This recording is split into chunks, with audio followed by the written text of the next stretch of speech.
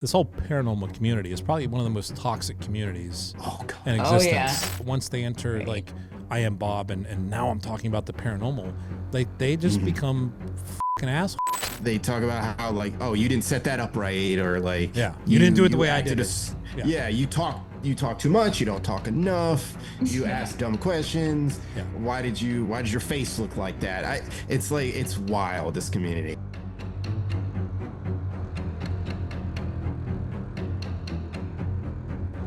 All right, everybody. On today's episode of the Ghost City podcast, we're going to be talking with Rob and Kate from Urban Ghosts. Now, this is a couple. They're YouTubers. They create content, and a lot of it involves the paranormal, going to abandoned places, which is where they get their other name from, Urban Ghost, Urban Exploration. But it was a really interesting conversation. We ended up talking a little bit about the methods that they use when they do these ghost hunts, what they find works, what they don't. We talked a little bit about the paranormal community and how there's way too many crazy people in this community, even though we love you all. And then we ended up the interview with their camera dying. So the last couple minutes of the interview, went black, and we're not really sure what happened. But they did claim that they have ghosts in their house all the time. So who knows? Anyways, sit back, relax, and listen to this episode of the Ghost City podcast with Rob and Kate from Urban Ghost. All right, guys, we are back with another episode of the Ghost City podcast. And today I got Kate and Rob, or Rob and Kate from Urban Ghost Urban Expeditions. I got that right?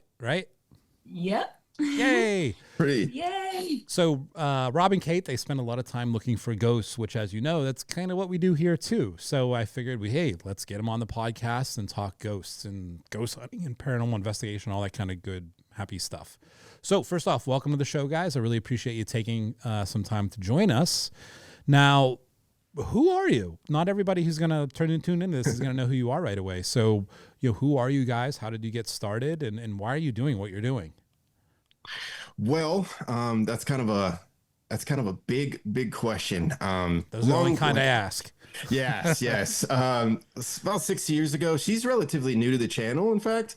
But about 6 years ago, a buddy and I started this channel. We really wanted to, I was really driven to get on YouTube and try the YouTube thing. That's, I had a lot of things going on in my life, and which is kind of funny. That's usually how it goes when with a lot of people, I think, seeking paranormal. It's like they're looking for something, looking for answers, looking for meaning, something like that. And that's kind of where we were. At first, though, we actually went with urban exploration, which hence the name of the channel. We went to abandoned spots, and we would film and, as you do, and explore, which was really cool. But a lot of people were commenting. They were hearing voices in the videos, or they would see things. It was super strange, and it happened a lot.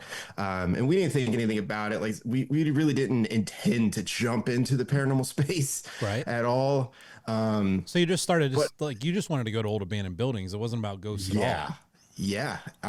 And it's like it almost like followed us around in a big way, and it just progressively almost increased.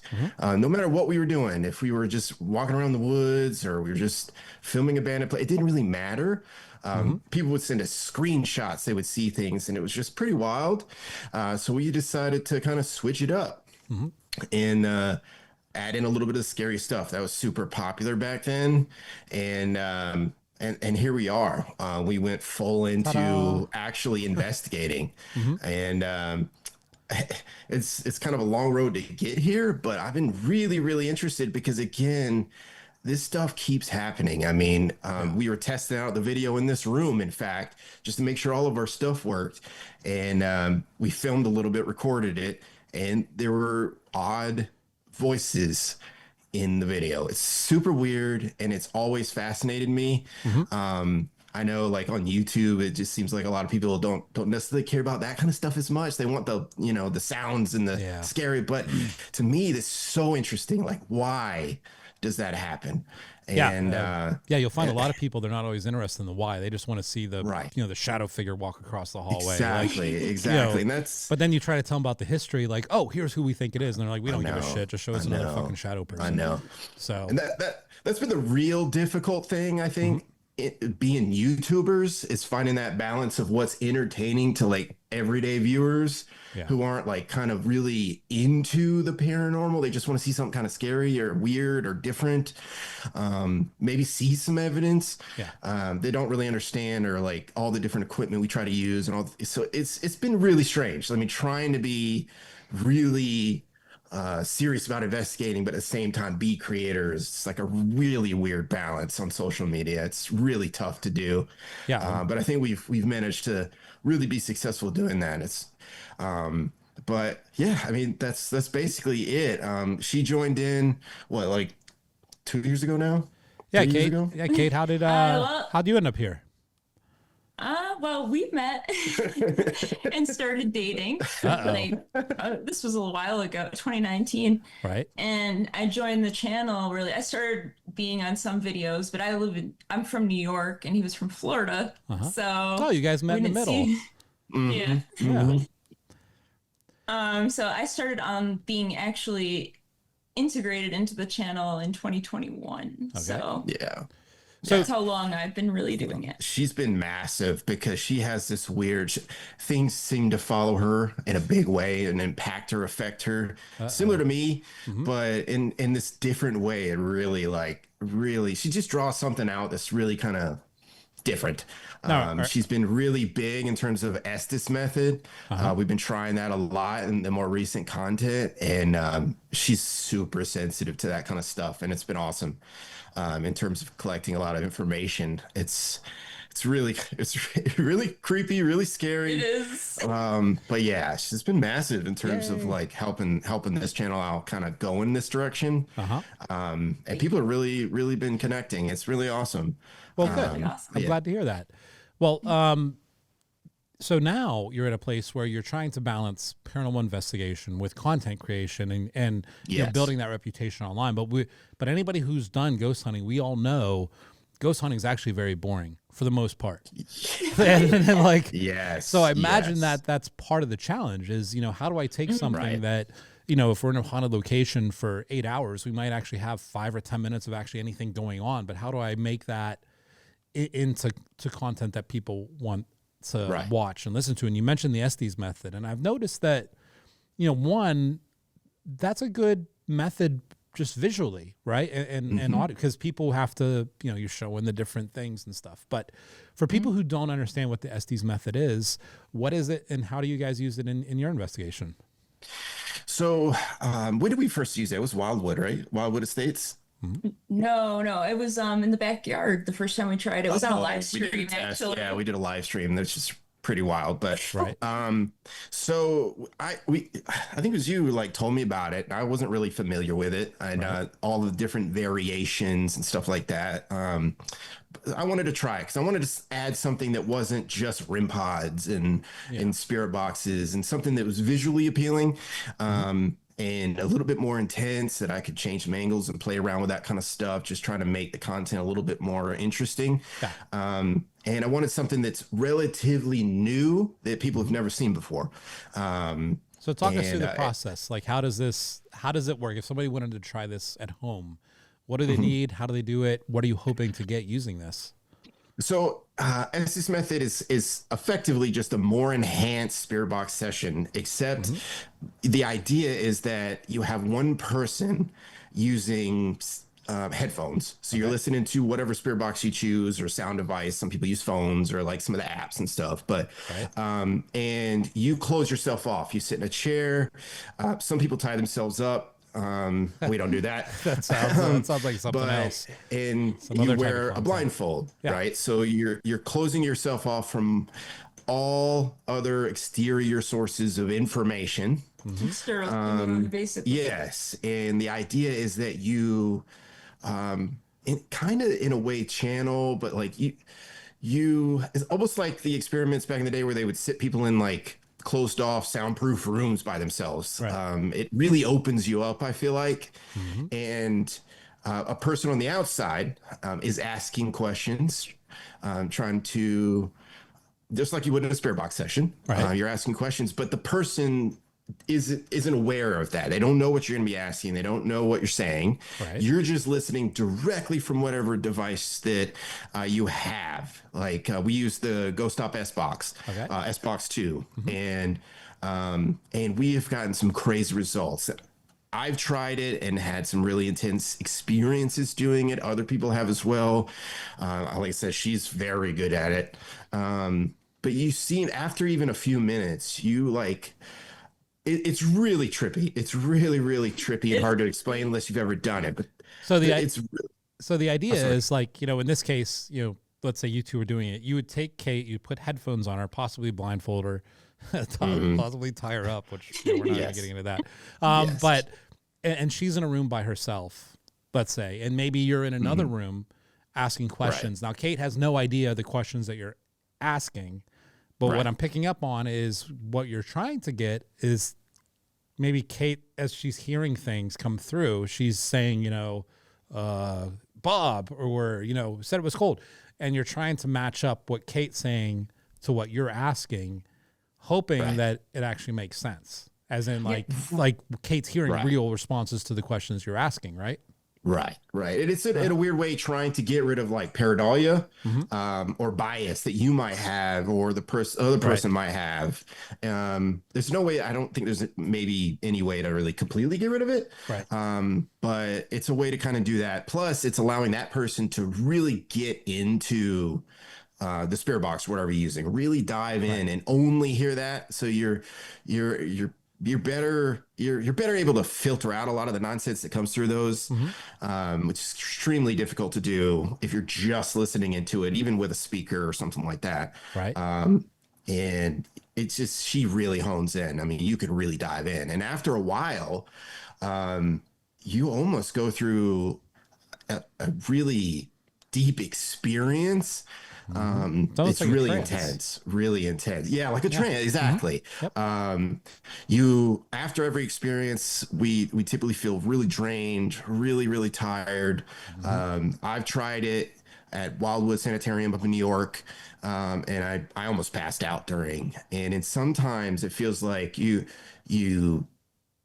connect directly with things in a weird way. Yeah. And I don't know how much of that is the experience or actual spirits, but there's been some studies that show, like, you know, so if you're listening to like a spirit box, and for people who don't know what a spirit box is, it's essentially a device that, you know, depending on which one you're using, scans through radio stations really quickly, or sometimes they just generate random white noise or whatever. And you're hoping for a voice to come through. But there has been studies that show, not even related to ghosts at all, that by listening to some of those sounds, especially certain types of static, you can trigger your mind into going into altered states of consciousness, which, depending on what you think of ghosts and what they may be, I personally think that it's just consciousness. Like consciousness is a field that we're somehow tapping into. It might be a situation where those devices, it's not so much the device itself, but it's you. Like you're entering a state of altered consciousness that allows you to pick up on some of these things, like these voices and stuff. Now, when you do the spirit box sessions, and, you know, let's say it is Kate with the headphones on, are you recording the output from that device as well, or is it just Kate's listening to it and she's saying words as she hears them? She's just listening to it.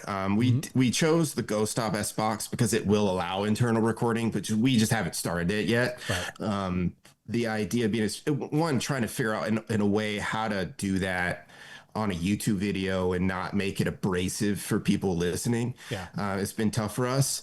That's why we try to like keep spirit boxes a little bit more controlled. That's why we went with Ghost Stop instead of like a standard SP7 or SP11. They're very, very abrasive audio wise for the listeners.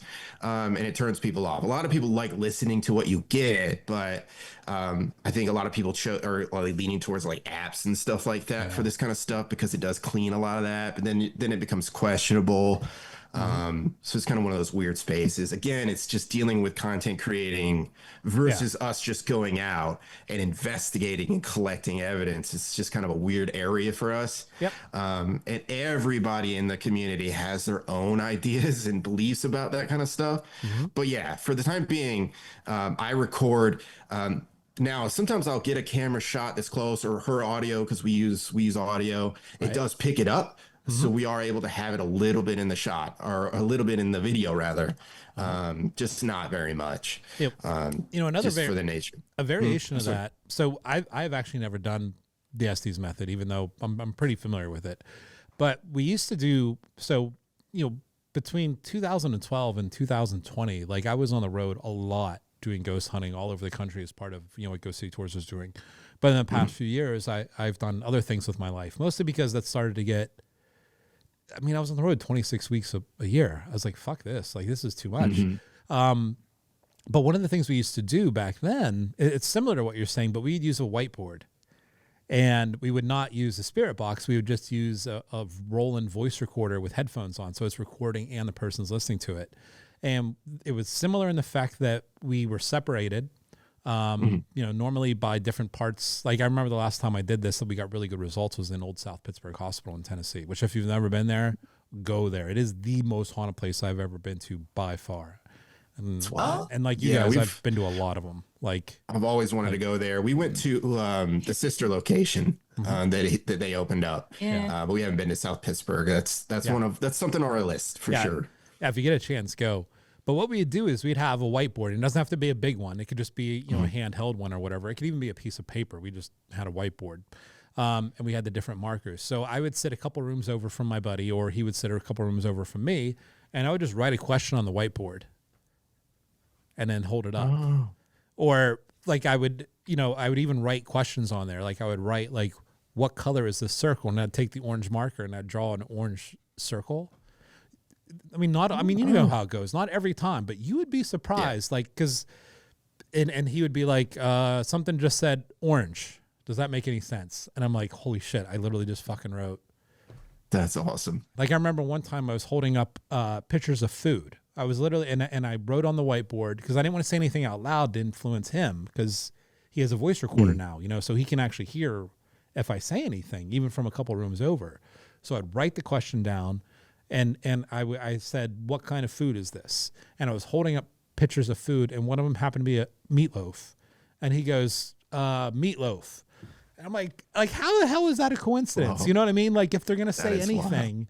So in my mind, not only is that a cool thing to do, and by the way, you could do this for your content. I think that I do, and you know how this goes anyways. People are going to say it's fake no matter what. You guys are faking it. Like, but maybe if there is a way where like the audience kind of gave you questions, especially if you were doing this live and like you heard it, that way they can show like, Kate or whoever's with the headphones has no way of knowing what that question is. And if she starts getting answers, that might actually be really engaging, especially if you're able to do that live. But not only did that show that there's something communicating with us, but it showed like they can see, like whatever this is, like but how are you seeing without eyes? You know what I mean? Like, right. But you just told me this is meatloaf, and it's meatloaf. You just told me that's an orange circle, and it's an orange circle. Like, it actually opens up a lot of really cool. We do math problems, 4 + 4. Wow. Something said 8. That's holy crazy. Shit. That's actually pretty wild. I haven't thought about doing something like that. That's actually really interesting. But yeah, that is very similar. Yeah. Very similar kind of idea. That's cool. We might have to steal that one. Yeah, by all means, steal it. It was just a lot of fun. And even if you're one of those people that ghosts exist and you've had a lot of encounters, like something like that where, like I said, you put a math problem on a whiteboard and they're telling you the answer is 3 rooms away. Like even for somebody who believes in ghosts, that's kind of shocking because you're like, well, wait, they can do math? Like, can they also vote? Does that explain what's going on? Right. Like, I don't know what's going on here. But anyway, I think that's a great method to use. Now the equipment that you guys use, you mentioned that you guys have got some stuff from Sean, Ghost Stop, Sean's company up there. What other kind of equipment are you guys using currently that you guys are really digging? So we share a little bit with people we work with too, but most of what we have is from Ghost Stop. Right. Well, they're a good company because it's one of those companies that I know, unless I purchase directly from a store. There's a lot of companies out there that I'm suspicious of just buying things online and putting, you know what I mean? So Ghost Stop I know is legitimate and they offer a lot of like good return policies, stuff like that. But we use RIM pods, we use cat balls. We like a lot. Cat dowsing rods is kind of a big favorite of mine. Right. As kind of strange as that is, it's Yeah. actually really interesting, and our fans really like it. Which I didn't think they would, because Simple. it's very simple, Mm-hmm. and it's not flashy with a lot of lights and stuff, Right. but it is really cool. We've used scare bears and things like that, Yeah. in various ways. EMF readers, we utilize that a little bit. Some temperature gauges, and we, of course, we dabble a little bit in the apps and stuff just because people are interested in them. Yeah. And I try to use, each time, if we're going to go like longer locations, we have a little bit more leeway in terms of like time to set all this stuff up. Quick run and gun stuff to get content out. I usually pick 2 or 3 things and trying to go with that. Mostly because we ended up getting a lot of stuff just on camera and our audio equipment. Like I said, it's something that I feel like a lot of people don't seem to get a lot. They get it sometimes, but for us, for some reason, it happens all the time. Well, the visual part of it, I would happen to be one of those people who don't get that very often. You know, I remember, you know, like Old South Pittsburgh Hospital, that location I just mentioned. You know, for a couple of years, I actually managed that hospital, so I was lucky. I could essentially go there anytime I want. I was living in Savannah, Georgia, and me and a couple buddies, there was one point we literally spent 2 weeks in this hospital. We, aside from just going to get food or whatever, we slept there. We for 2 weeks. In that whole 2-week period, you know, cameras everywhere. We had a camera on us all the time. We might have caught like 2 shadow people, you know, and maybe a couple little weird, like legitimate orbs, not dust, but you know, the orbs that you can see with your eyes. Like that was it. But, you know, voices, you know, electronic voice phenomena, I mean, nonstop. But that doesn't make for good TV. You know, like, hey, listen, watch this night vision picture of this, you know, fat middle-aged man in a chair in a hospital getting EVPs. Nobody's interested in that. No, and I don't know why, because it's insane. It's like the idea that there's voices that should not be there. Yeah. Some of which have been like, from what I obviously can't see, but like I think are really actually tied to the location and the verifiable story. It's like, and they're really talking to you and sometimes telling you to sometimes they're not exactly nice to you, basically, about what you're doing. And it's just, it fascinates me. I mean, like seeing a ghost or seeing a shadow figure is really cool, or seeing ectoplasm or like orbs or something. That's really, really cool.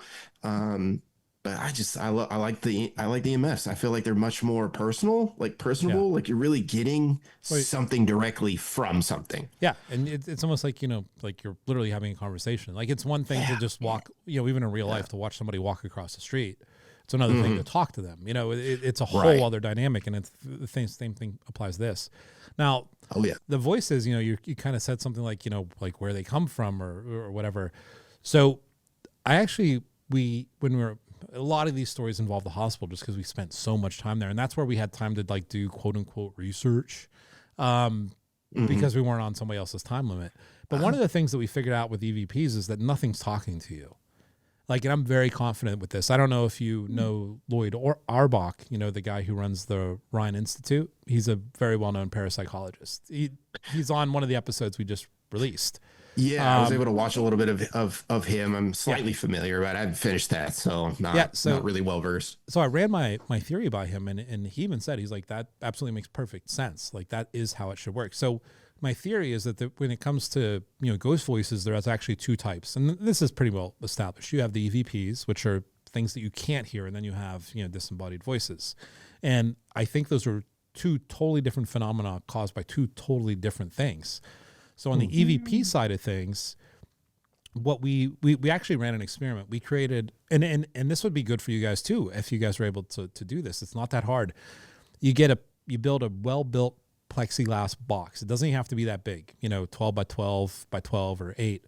And you put a, what is it called? Not an air meter. Essentially what we did is we sucked all the air out of the plexiglass box. So there is no air in there. There's no air pressure inside this box at all. But before you do that, leave a voice recorder in that box. Now, FEVPs are actually sound, because a lot of people think they're just sound, like it's just so low I can't hear it. It's not true at all. Because we were able to get EVPs inside this box that has no air in it at all. Sound needs air to move. we eliminated all the air. We were still getting EVPs. So what we did is we took that and we took it to a sound engineer, and we said, here's the deal. Everybody thinks EVPs are just ghosts, but they're just talking so low that we can't hear them, but the voice recorder will pick them up. He took the files and he goes, no, that's absolutely not what's happening. He's saying these EVP voices that you're hearing, he says they sound like real voices, like something's talking to you. Nothing's talking to you. He said that is electromagnetic energy being manipulated by some unseen force that makes sound. And by the way, that's a scientific fact, maybe is the word for it. Like, that can happen. And I was like, okay, so how are they manipulating the electromagnetic energy? And he's like, well, that one I don't have an answer for you. But he's like, I can verify that these things that you recorded in that vacuum sealed box are not sound. They're actually electromagnetic energy being manipulated into sound. And if you think about it, you guys are probably well familiar with the fact, like, you know how people like to use the cheaper voice recorders because they get better results? Yeah. Well, guess what? Those are the ones that aren't shielded for electromagnetic energy. The more expensive your microphone is, those actually have shields in them that shield out that electromagnetic energy. Like this mic that I'm using right now, I would probably never get EVPs on it because it's very well shielded to make sure that it's not picking up those things. The cheaper the microphone, they're not going to put all that tech into it and sell it to you for $20. So if you guys are able to do that on, like, that might actually be a cool experiment. Just put together a plexiglass box, put a voice recorder in it, and I promise you'll get EVPs. And that proves without a doubt, nothing's talking to you. Nothing's talking to you. That's madness. It's insane. But that makes so much sense because we'll get a lot more on just like the base audio off of a camera than we would off like a Rode microphone or something, or a lavalier mic. Yeah. That makes so much sense. Yeah. But then you got the disembodied voices, which, like, that is something talking to you. You obviously have heard them if you've done this enough. Like, that is an auditory phenomena. So it's almost like everybody's kind of lumping these together, but I really think they're two completely different phenomena. The disembodied voices versus the voices that you get on, voice recorder. So if you guys are looking for content ideas, you can steal that one too. Like, that's actually pretty cool. We've been toying with that a little bit with, we got a few devices sent to us that we tried that has something to do with electromagnetism and energy in the space. Right. And we've been testing that out as well. So that's actually really cool. That is actually really cool. We can add that in. Yeah. That's awesome. Yeah, and I also think that's why, some people who use, those electromagnetic energy generators, they're like, oh, well, we got more activity when we had those in the room. Well, you're just making it available to them. It's not that you're opening up a portal or anything. It's just now there's something for them to work with, so to say. Right. Who knows? There's also a theory of consciousness that I'm going to, what do they call it? Self-promoting, that I've been working on, that I've been running by a lot of people who know this stuff way better than I do, that suggests consciousness might be a field, just like gravity or light or, all that kind of stuff. And that consciousness would need complex structures to attach itself to. And one of the structures that already exists in nature that would be a really good candidate for consciousness to attach itself to is electromagnetic energy. So by increasing electromagnetic energy, you're increasing the chances of this consciousness field being able to construct something around it. Therefore, ghosts. Yeah. Ta-da! Like, who knows? That's actually a really interesting point, and something that she and I talk about all the time.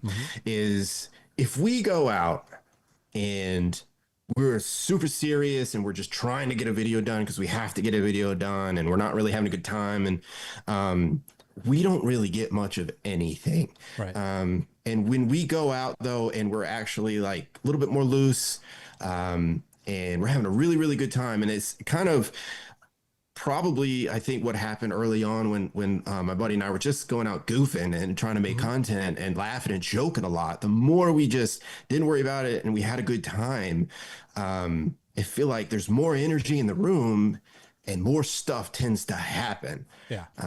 Yeah, totally. Like, it's kind of weird like that. And it must have something to do with that. Because it happens every single time. Every single time. If I'm going out and I'm just trying to get something done, I might get something, I might not. If Yeah. we go out and we're having a good time, we're enjoying the space. If we're enjoying the history of that space, if she's running around because she's excited, she's in an abandoned hospital and there's a bunch of stuff in there still from the hospital. Right. She's getting tons of activity coming through the camera. Mm-hmm. And not even worried about it, not even asking questions, just totally distracted by all the bottles and papers and dates. We get more stuff.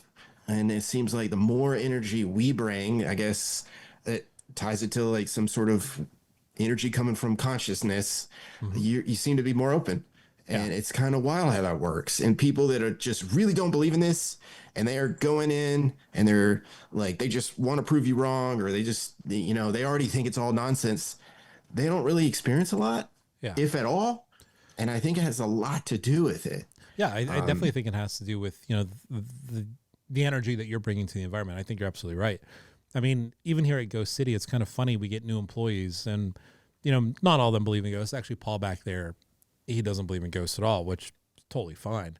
But one of the things that I've noticed over the years is that once people start working here and we start talking about ghosts more and more and more, you know, and ghosts become more of their life, all of a sudden they start having weird shit happening at their house, you know, and then, you know, 6 months into their employment, they'll come back and they'll be like, okay, maybe there's something to this whole ghost thing, because, you know, just talking about it, you know, like you said, that energy, and I'm sure you guys have experienced this. You go into an environment and you just talk about them, you know, talk about them like they're real people still, you know, you're going to get way more stuff than going in just with that negative attitude, or, you know, being distracted, you know, because, you know, Kate's mad at you for the day and you're like, fuck this shit. Like, and you're not going to get anything, you know? Exactly. Yeah. And it's the same if you're coming in as like an investigator and you're coming in with just a bullet point of questions that everyone likes to ask. Oh my God, I hate that. Every time. They Let's do be not clear. respond. But you if you know try you're to have dead? a conversation,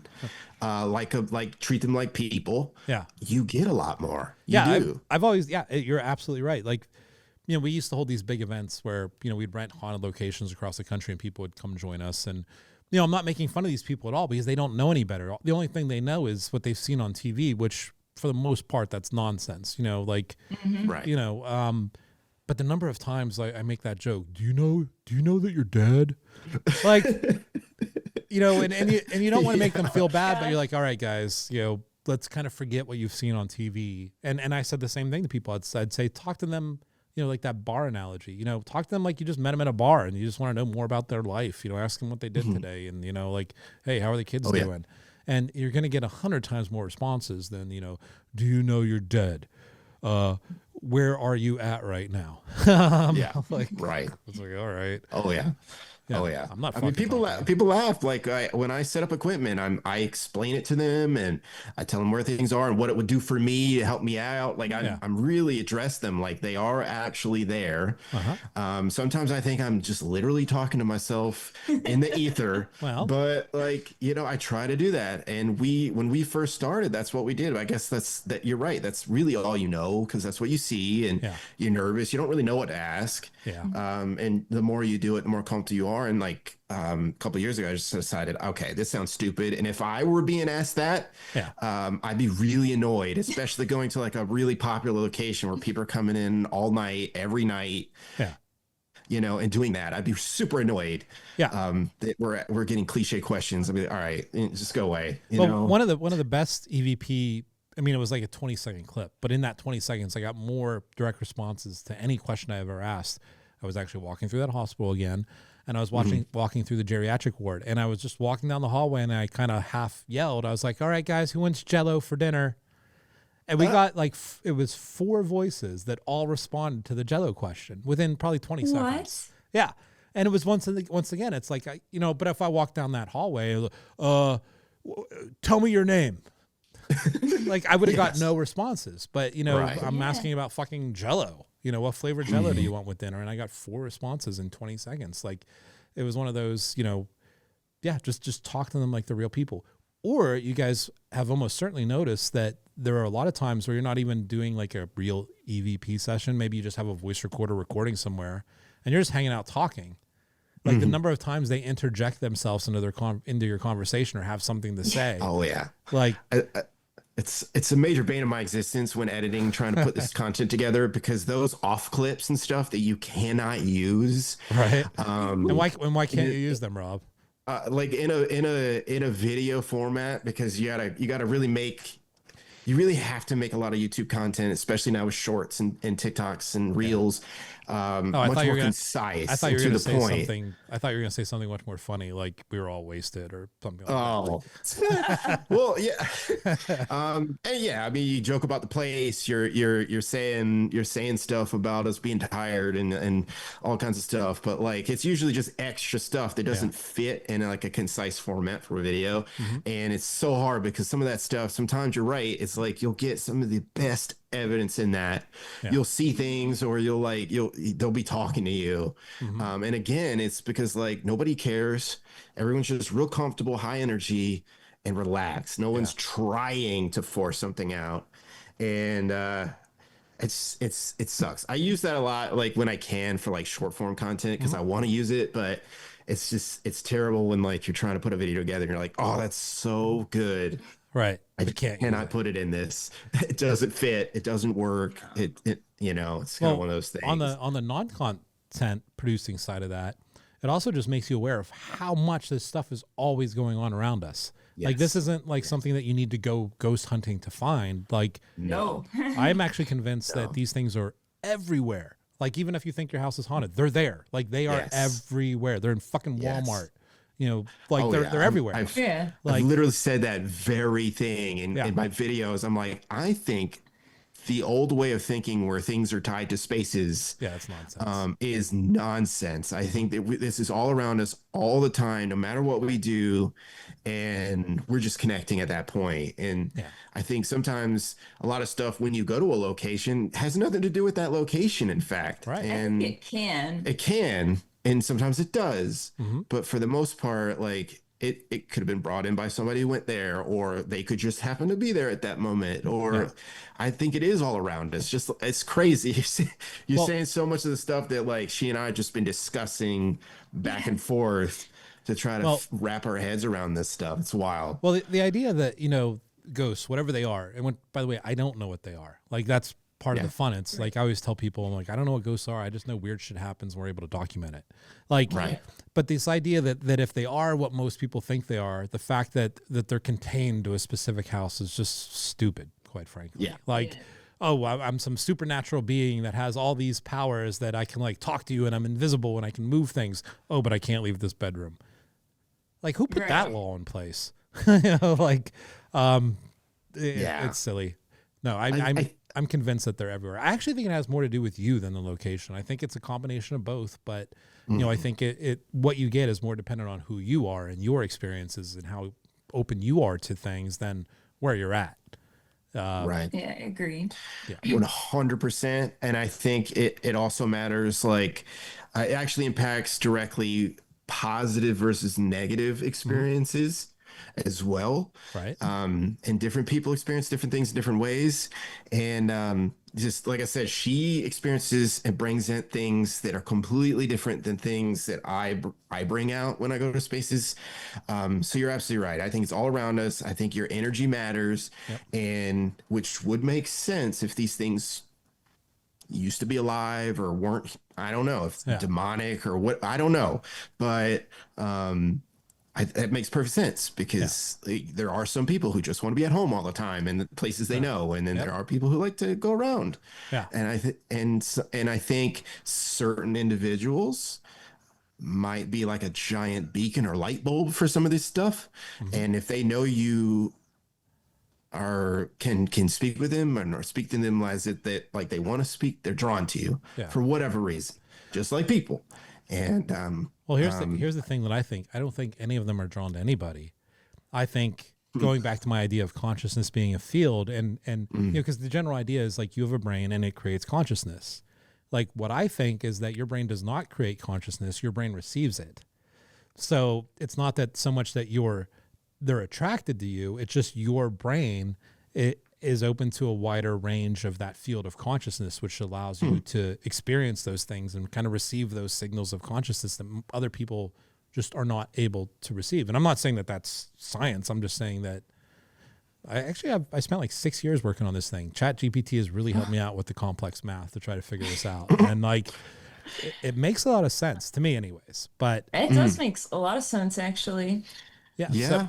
So And you guys said that you're getting different things. So Kate, what are you getting different than, Rob's getting when you guys are doing these investigations? How are you guys, using those hidden talents to bring out more of the paranormal world? It's interesting. I don't know if I necessarily call it like a hidden talent. I don't know, but Right. I think I'm more receptive to like auditory stuff. Like I hear a lot more things like when we're actually at a location, and I'll actually I'll notice EVPs and things like that. Right. He may have, he does the editing, but he may have already edited a video. I might go in to create a short or a TikTok or something, and I'll Right. hear stuff that he missed. Well, that might just be So- because you've listened to a lot of Taylor Swift and he's listened to a lot of like Slipknot. Therefore, his hearing is just degraded. yeah, my hearing is worse. And I only say that because of personal experience. My hearing sucks. Like, no, I also think it's a situation where, you're talking about receiving more auditory stuff, even though you're kind of getting it from a voice recorder or maybe with your ears or whatever. I think some of it actually has to do with the person holding the device too. Like, I know that sounds weird and I really don't have an explanation for it, but I've seen this. Like, I can be holding a voice recorder and be getting just EVP after EVP, and I hand it to somebody else and they just stop. You know what I mean? Like, so it could be a hidden talent. I don't know. Could be. Yeah, I mean, personally, I think it is, and the only reason I really started believing that, at least recently, is when we started doing Estes Method, because with the exception of a couple locations, I feel like I would get a lot of things that would just tell me like, to piss off basically, or like they don't really want to talk to me. Where if we do in the same place, same time, if I let her do it, they're more willing to talk to her. They're more willing to like join, and it's much more intense, and in some cases can get really disturbing. And we've had a lot of really weird, dark experiences, which is why she's very, very sensitive to like the rapey ghosts. Well, yeah, but like more like the things that we'll talk about, stuff that's like going on in the world and like why things are the way they're. It's really weird what we've been getting. It will literally say things like about what's happening in the world and things like that. Like- Like, it'll just say a word. Like what specifically? Can you give me an example, or do you not want to? Let me think for 1 second. When did that happen recently? The last time you did Estes in the Woods, basically. What did I say? Can't remember. Did it say no kings? Not in so many words, but basically like the things that I don't know. Down with the how Fed. much how much you really want to get into like a little bit more controversy, but like I'm all about the world controversy. is getting really strange, and people are kind of losing it, and we're getting real disconnected with each other, and it seems like mental issues and things are really running rampant, and we would get things that would literally, she would actually say that it was them doing it, or like we get a lot of stuff stating that like the devil is coming, or he or something like that. Always get that he's coming. Yeah, he's coming. Constantly.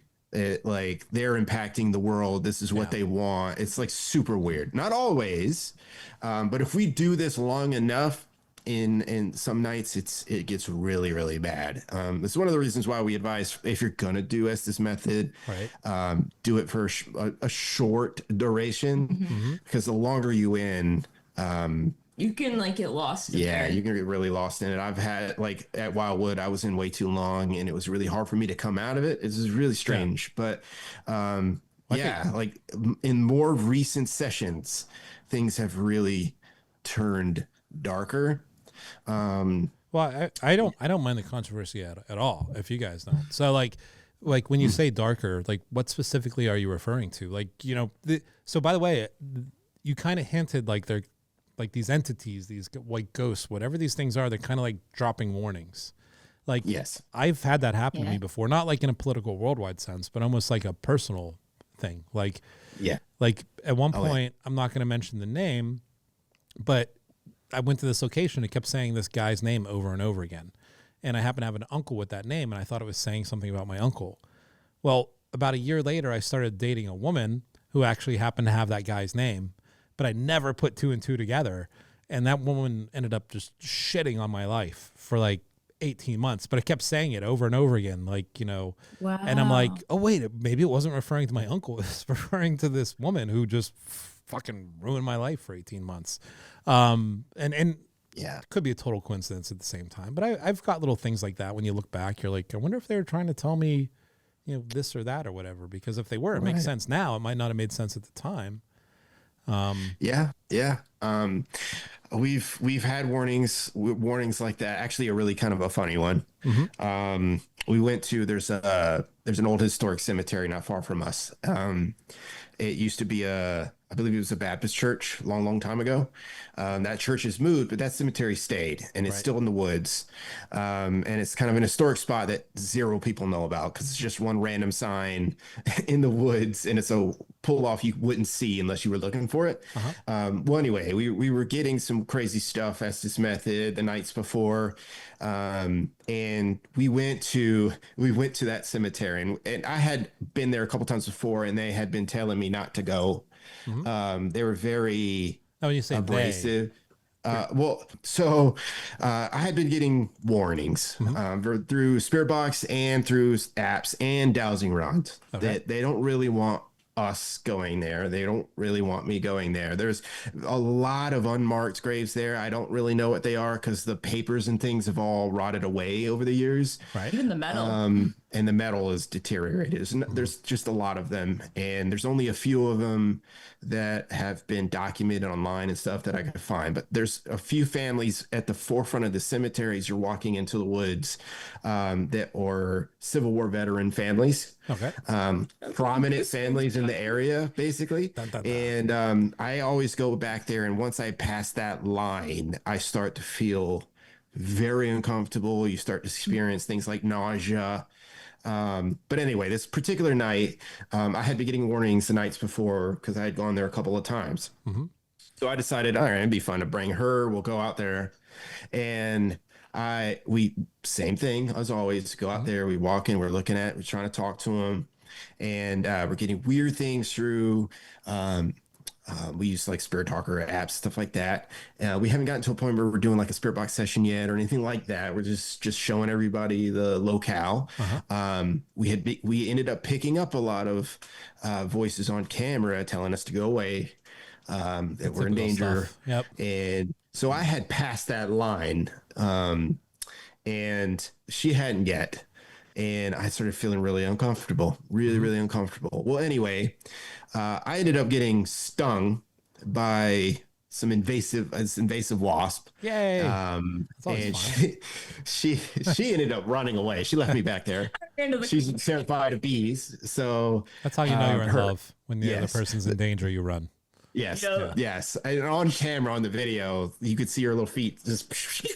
And I mean, honestly, I don't blame you, but anyway, He goes around to bees. yes, Yeah. it took me a minute to walk out there. I'm still getting stuff on camera and my apps and things. They're really upset by us being there. Right. Go out there, my car is dead, completely, completely dead. Battery completely drained out. No issues with the vehicle. We drove there, fine, completely dead. I had to have an unfortunate AAA individual come out and come to the cemetery at like 2 a.m.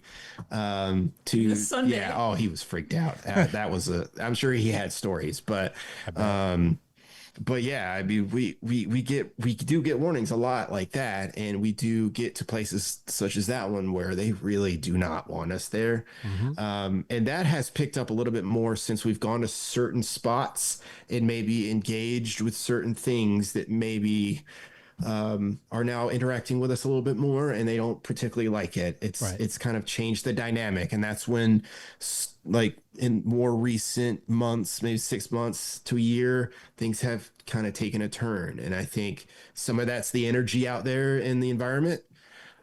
with Yeah. people fighting each other and killing each other and Oh yeah, the world's gone fucking hurting each insane. other. You know what I mean? I think that has a lot to do with it. I agree totally. It's really feeding a lot of those things that are out there that just aren't exactly pleasant. I mean, call them demons, call them bad spirits, call them negative energy. I don't know what it is, but Right.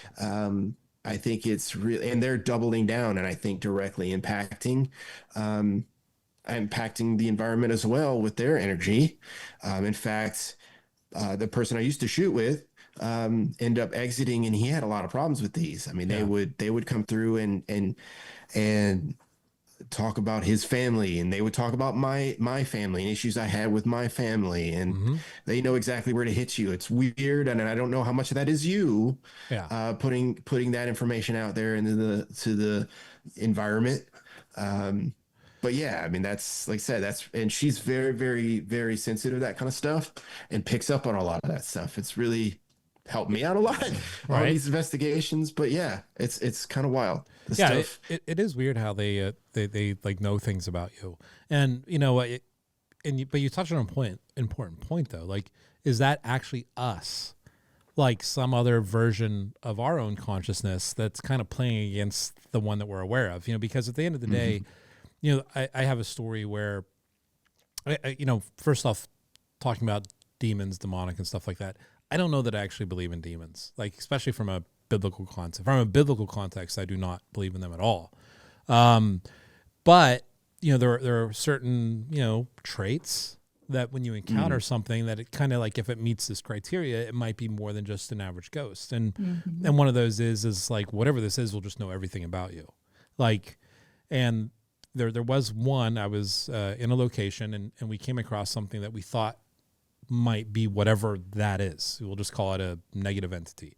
And, so in my head, I'm like, okay, well, how can we tell? So I just started asking questions out loud, things about me that nobody would know. Like, for example, my biological dad died when I was young. Like, even I have to sometimes think about what his middle name was. Like, I'm like, wait, what was it again? But I was, hey, what was my dad's, middle name? And it fucking nailed it. And I'm like, how the fuck does it? And I started asking other questions about like my childhood that nobody knows, like, where did I go to play with those little plastic dinosaurs?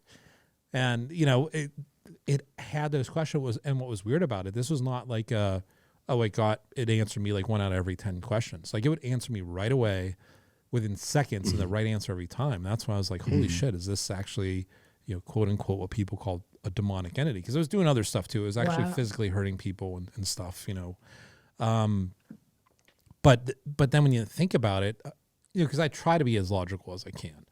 And I'm like, okay, is there really some fucking fantasy monster out there that like knows everything about me and is just saying these things to me? Like, what's the point? Like, does it like get off on this? Like what is actually it accomplishing in its existence by knowing things about me?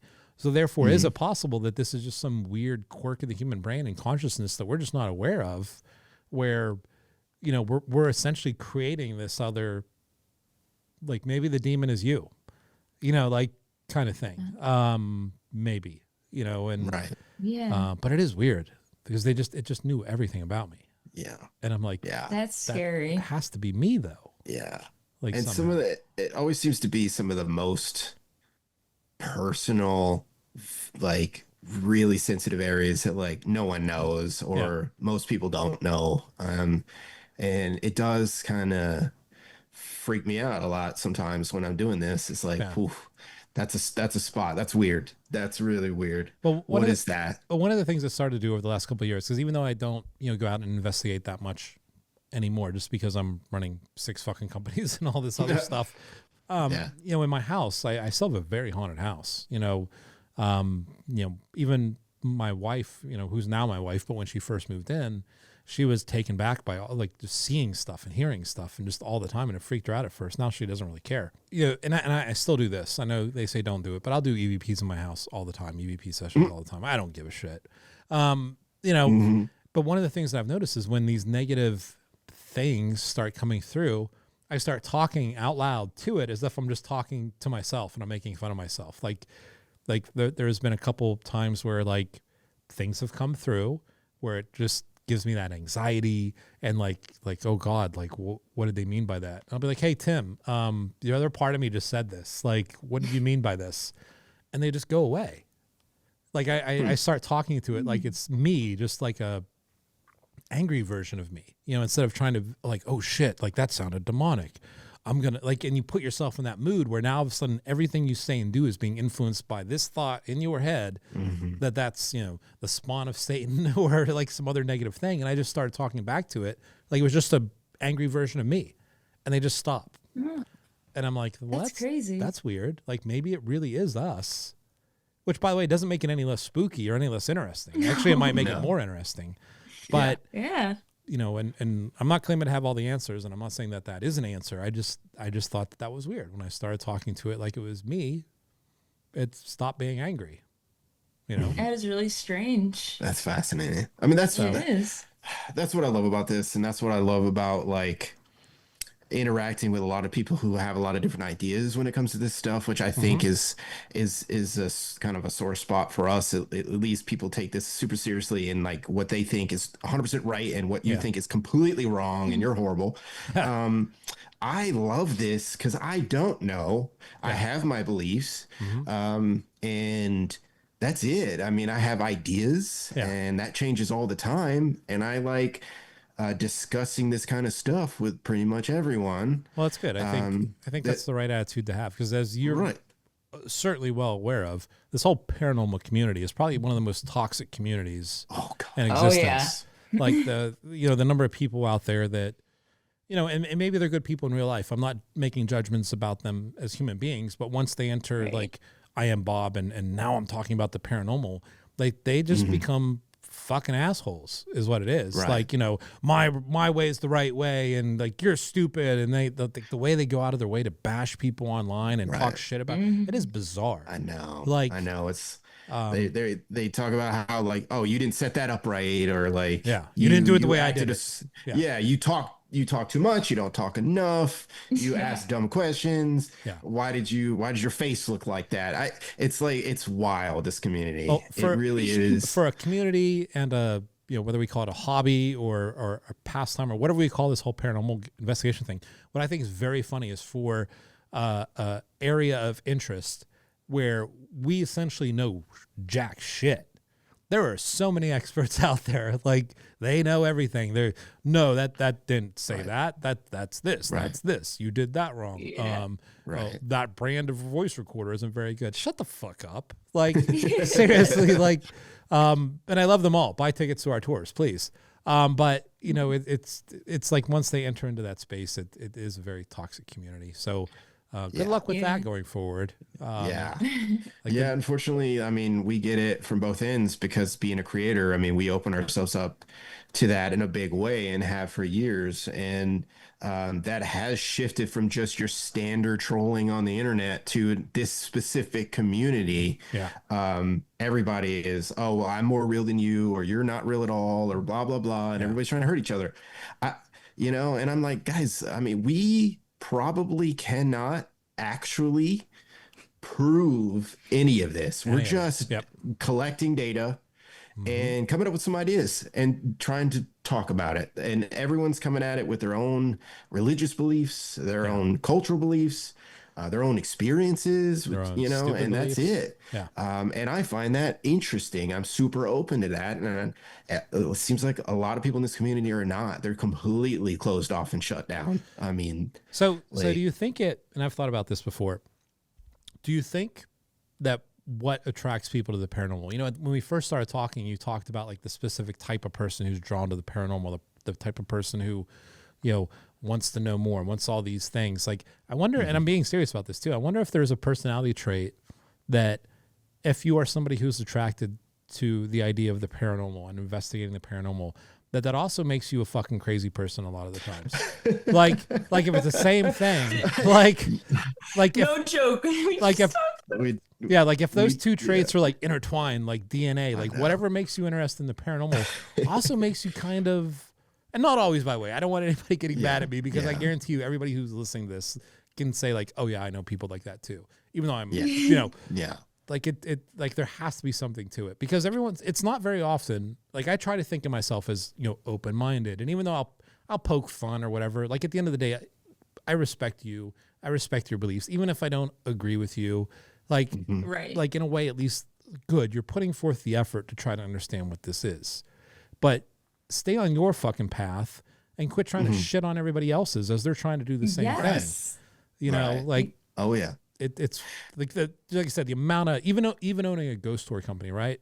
So I'm sure you guys know what ghost tours are. Like, we're not doing paranormal investigations. We're literally walking people around New Orleans or Savannah or wherever and telling them ghost stories.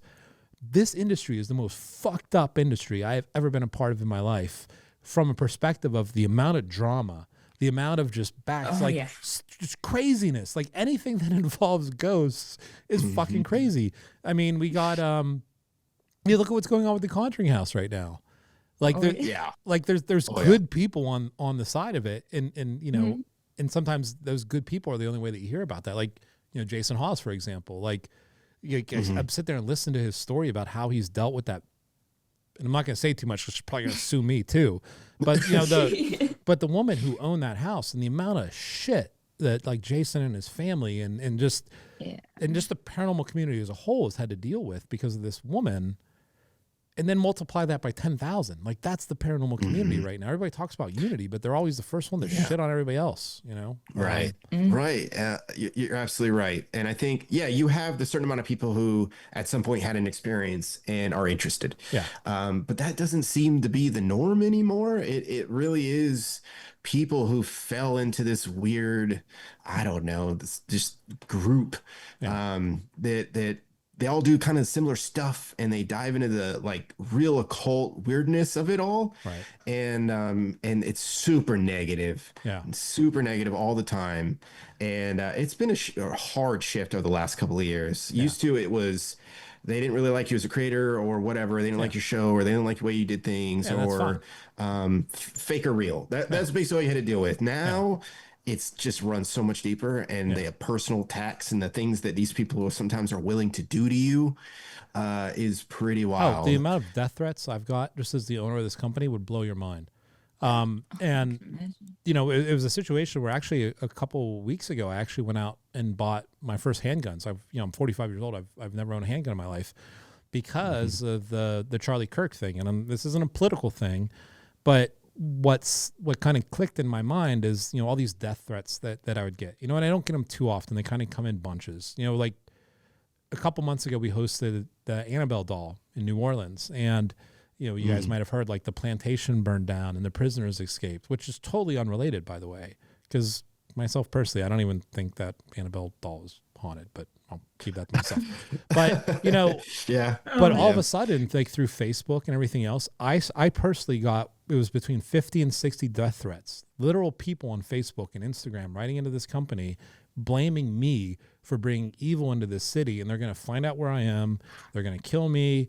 And I just, you know, I'm not trying to be like a macho guy or anything, because, you know, I'm macho to an extent, but not that macho. You know, but I would just blow them off. I'd be like, this is just a crazy person. But then, you know, that the Charlie Kirk thing, like, something clicked in my head. I'm like, well, Tim, crazy people do crazy shit. Like, don't just write them off and say, oh, that's a crazy person. They're just crazy. You can ignore them. Like, no, you actually can't anymore. Which kind of goes back to what we were just talking about with the paranormal community. It's like, nobody's just a normal amount of crazy anymore. Like, we're all crazy to a certain extent, but anymore in this world, like, everybody's taking everything to the extremes. Like, now I have to out crazy you. Now, you're more crazy than me. Now I got to be more crazy than you. So I actually had to go out and buy handguns, and, you know, because I would, not that I was afraid, but why take any chances, you know? I mean, we definitely worry about that all the time, especially as creators. She hasn't really experienced that as much as I have, but where people will literally go and, like, find documents posted online, or we've had our tires slashed. People show up at our houses. We have to be very careful. We have to be careful what creators we work with, and that's awful. I mean, as a semi-large channel, I make it a point to try to help any creators in this space, because the more successful everyone is on YouTube in a genre, Yeah. the bigger the genre, the more opportunity for everyone there is. Oh yeah. And And you know, these people, they put a lot of effort into it as well. Like, I think it starts from some people that like are maybe different yeah. and a little unstable maybe, Yeah. and then it gets carried over by people who just like to watch that kind of stuff, Oh, or yeah. like to see that kind of stuff. Let the world And burn. they don't care if it's true or not. They Yeah. just want to ride the ride and enjoy that whole train wreck basically. It happens from that kind Yeah. of stuff, which is real sad. Yeah. You know, Well, we really should be a lot more positive in the community and help each other out and share ideas, and we should be able to debate those ideas. mm-hmm.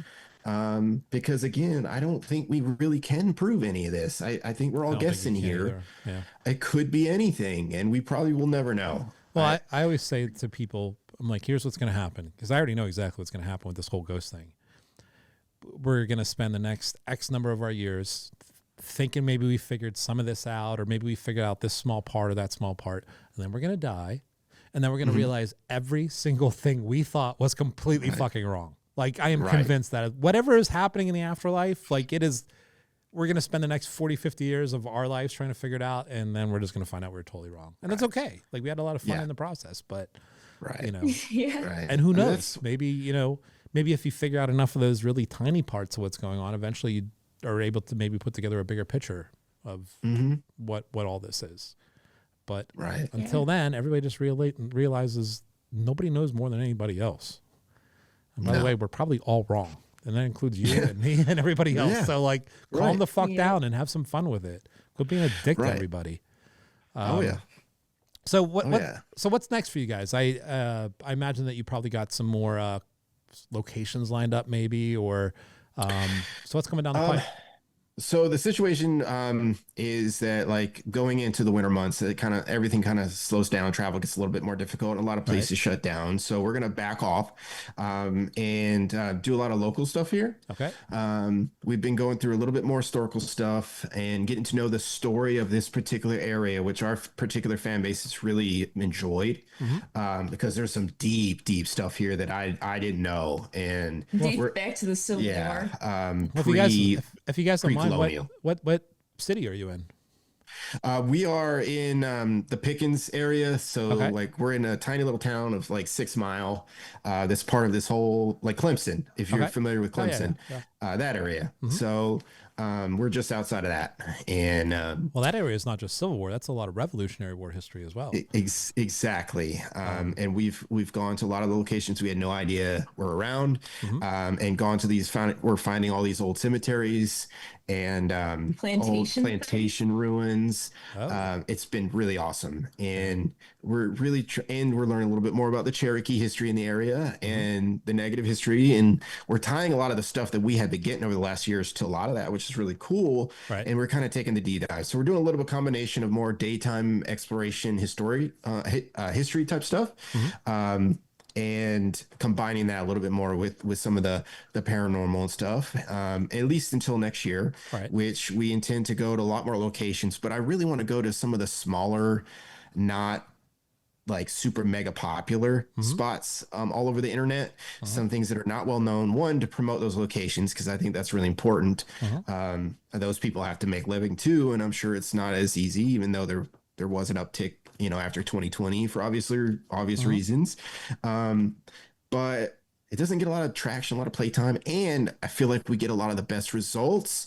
And plus, for us, going into a location fully excited about going to a place we've never heard of, never done, we've had it's more exciting for us, less boring to film it, and more interesting to our fan base. There are a few bigger locations that we've built some relationships with that we have a lot of good results too. But for the most part, I'm really looking for a lot of those smaller spots that don't really get a lot of play. You know, I mean, Waverly Hills is really awesome, but it's all over the internet. And to me, I've seen it everywhere, and it wouldn't be as interesting to me, which means at least what I believe is that's going to directly impact the investigation anyway. I'm going to go to a place like Trevette Clinic that's here. You know, that's a really small place. It is awesome. Or we get a lot of good results, but no one really knows about it. And well, the reality is, like, the reality is, I'm like sorry, we go said, ahead. I was gonna say, the reality is, like we said earlier, these things are everywhere. Like you don't Oh, yeah. have to. Actually, that'd be an interesting, like, not what do they call them, a channel on your channel? What do they call those things? Like, just go to random places and get EVPs. Like here we are at a 7-Eleven. Yeah. Here we That's are a good at like, idea. Yeah. like the Yeah. shorts or Oh, yeah. whatever. Don't put a lot of time and effort into it because it might not be that interesting. But like, Right. here we are at the Greyhound bus station in Columbia, and guess Oh, what? We've been doing a little bit of that, like I said, like, so a lot of those spots that we're figuring out, they're like on trails and stuff, but also like urban legends. Like there's Highway 101 is what it was. 101? 107. 107. Highway 107 Mm-hmm. is actually the AAA the guy who came out for AAA told us about it. Mm-hmm. So that was useful. But it has an urban legend where if it's raining, you'll see a hitchhiker. There used to be a pilot who crashed in an airplane, Okay. and he would get in the car with you, and then you'll see a wet spot. So that kind of stuff you like to play around with. Nobody wants to see a but wet yeah. spot. In their car, anyways.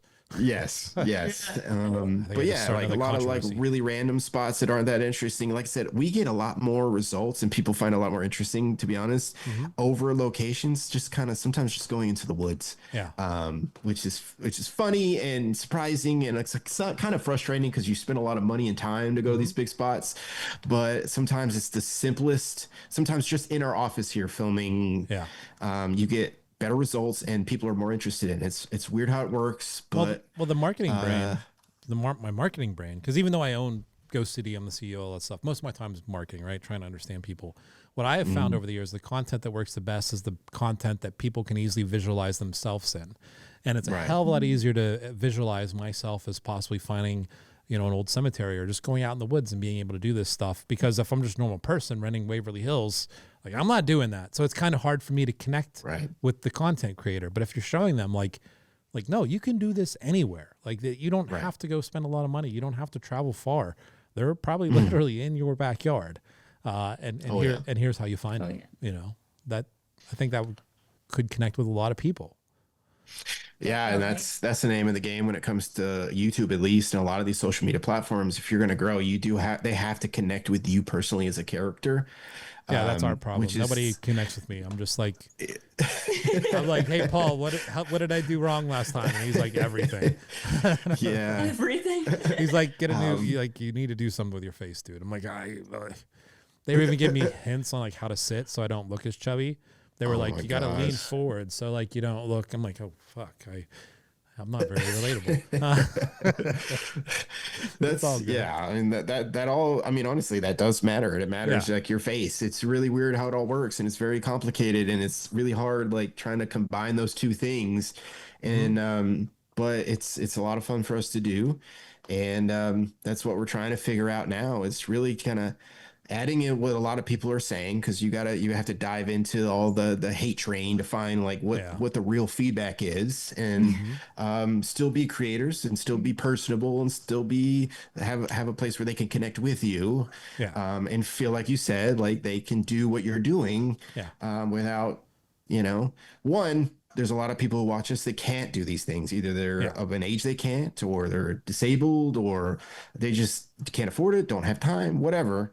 And they want to live vicariously through you. And that's what we try to do, is take people on these ventures, and show these people that it's okay. And you don't have to worry about all this nonsense people say, and just do you. It's part of the fun. It's what makes this exciting. Well, if you had to give, let's say somebody was out there trying to, get their own content creation going, revolving around the paranormal and stuff like that, what is the one biggest lesson that maybe you could share with them that would help them out?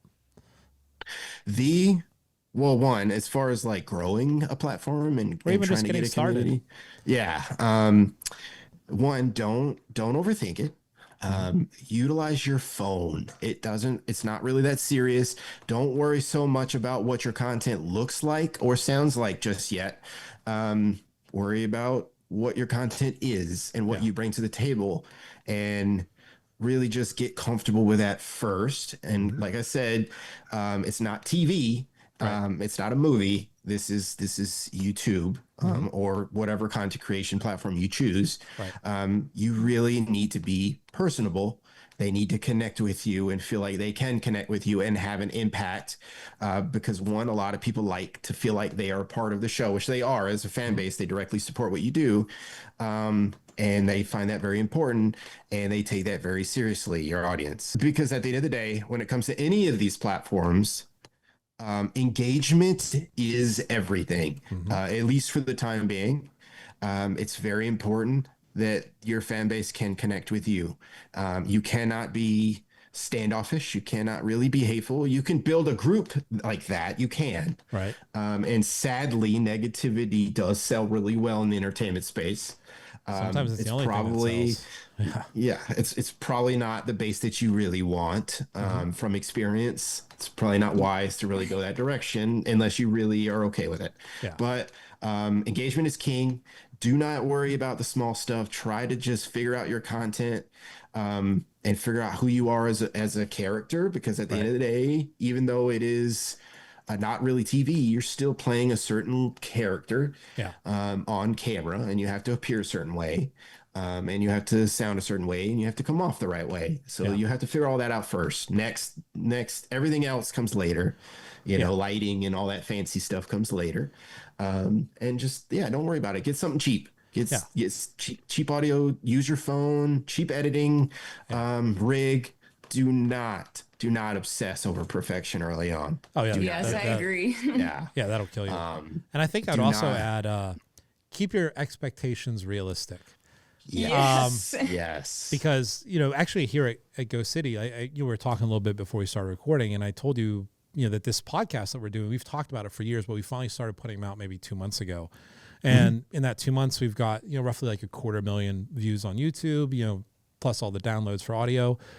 And not saying that we're like the best at everything we do, but I don't want people to see that and hear what I said. Oh, they started out 2 months ago. They got 250,000 views already. Guys, I'm going to let you in on a little secret. We spend a lot of money on advertising. So a lot of our videos, we actually promote them to try to get more views and to get more followers and real followers and stuff like that. So if we weren't doing that, we would not be at 250,000 views in 2 months. It takes time, and you have to be realistic about your expectations, because if you don't, you know, you're not going to become monetized in 3 months. More than likely, like 99.9% of you are not going to be monetized in 3 months. So, you know, take your time, you know, be realistic about what you're trying to accomplish, and just have fun with it. Because if you're having fun with it, that's the only reason you need to keep doing it, really. Right. And anything else is bonus, you know? Yeah. Because this world, and the entertainment world, social media world, content creation may look easy to anyone watching it. Yeah. It's a lot of work. It really is a lot of work. So you do, like you said, you have to focus on what your mission is, what your plan is, what your content is, and really, really do enjoy it. And be realistic, because most people do not make it. Most people don't. Yeah. You absolutely can. And that's the cool thing about today, is you can make it and you can make a living. But it's very difficult. It does cost a little money over time. Oh, yeah. And you do have to be patient, and you can't think you're going to be 1 million views tomorrow. Well, even just a simple podcast. I mean, I'm looking around me right now, and Paul might have a better idea than I do, but I'm probably looking at between the camera, like probably $30,000 worth of gear just right here. Yeah. And by the way, just for this podcast, and they do other things, but there are 4 people behind the scenes. You know, PR, Chris, who you were talking to. We got Paul, we got Carter, we got everybody else. Don't worry about it, guys. All right. So yeah, it takes a lot. But now that we got the change or charge battery, actually, this is kind of cool. We've never ended a podcast like this, so we'll just finish it up. But anyways, guys, so yeah, let's just end it there. And, you know, let's come back and finish this up some other time. You know, keep the conversation going. Let me know what you guys are up to, and what kind of, you know, weird results you might be getting with all these experiments that you're getting. Okay. And we're just gonna chalk this. We're just gonna chalk this up to the ghost. It's like fade to black. Yeah. Something's going on here. Funny. Fade to black. Yeah. Exactly. Paranormal stopped it. All right. Well, real quick, guys. If anybody wanted to learn more about you or where they can find your work, what is that? Easiest place to find us right now is YouTube, Urban Ghosts, Urban Exploration. That's the easiest place. At Urban Ghosts. At Urban Ghosts. Okay. And our link tree is there for all of our social. I don't want to get into all the different names because they're all different, unfortunately. But our link tree is there. You can find us in the description box of the channel, and stop by, subscribe. Say hello, say where you came from. We'd love to have you, and we'd love to hear from you. All right, Rob and Kate. Once again, we're blaming this on the ghosts. Damn ghosts screwing up their electronic batteries and stuff. Well, even though we can't see you, I thank you guys very much for joining us. And Thanks for having us. yeah, absolutely. It's been awesome. A lot of fun. This was a lot of fun. Good, it's really interesting talking to you. I think we see eye to eye on a lot of different ideas, which is awesome, which unfortunately did get me excited and got us rambling, but nah, it's all right. Maybe we'll, it was awesome. Maybe we'll meet up sometime and do something fun together. So that'd be great. That'd be great. All right, guys. Well, thanks so much. You enjoy the rest of your day, and until next time. This episode was brought to you by Ghost City Tours, your guide to the haunted side of history in over 25 cities nationwide. From restless spirits to unsolved mysteries, our tours bring the dead back to life. Book now for a haunted city near you at ghostcitytours.com.